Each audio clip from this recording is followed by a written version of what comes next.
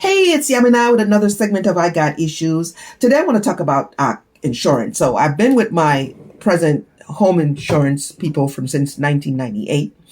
And last year I got the notice that my house insurance is going to be up over $1,000. So I was like, oh man. So I decided to call in and see how I could reduce the payment. And we negotiated and it come up that I can add my vehicle and that would reduce the cost. Not by much, but every little bit helps, right? So they quoted me for 6 months and I was like, okay, but I informed them that my vehicle was in the shop since October. Now remember, this is December of last year. My car was in the shop from October. And the guy said, now that's okay. Was there any kind of consideration, any discount? He said, no. Okay, fine. A couple months later, I call back. I'm like, the car is still in the shop. Are you sure there's no kind of compensation for discount for me having the car and not being on the road? I was told no. So today I'm listening to the radio and the TV and I'm hearing all these different ads. So I decided, okay, let me call in. So I called them in and I needed some information I didn't have. So I had to end up calling my insurance company, current insurance company.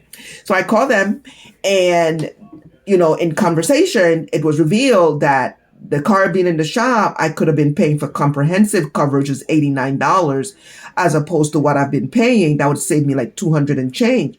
And I was just like, what?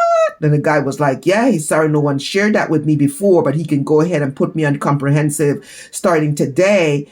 And then when the car comes on the road, then when it gets renewed, I can, go back to regular or I can continue on comprehensive depending on what situation was. So I said, okay, but I told him at this point, I don't feel like a valued customer. Every time Traveler writes me a letter, they says, we appreciate you being a valued customer. I don't feel valued. First of all, information was withheld from me when I called in back in December to get a car policy. And then when I called back 2 months later to inform that the car was still in the shop, no one offered to me that I could be on comprehensive instead of liability because I'm not paying a penny more. I'm getting the bare minimum because I know what my pocket can cover.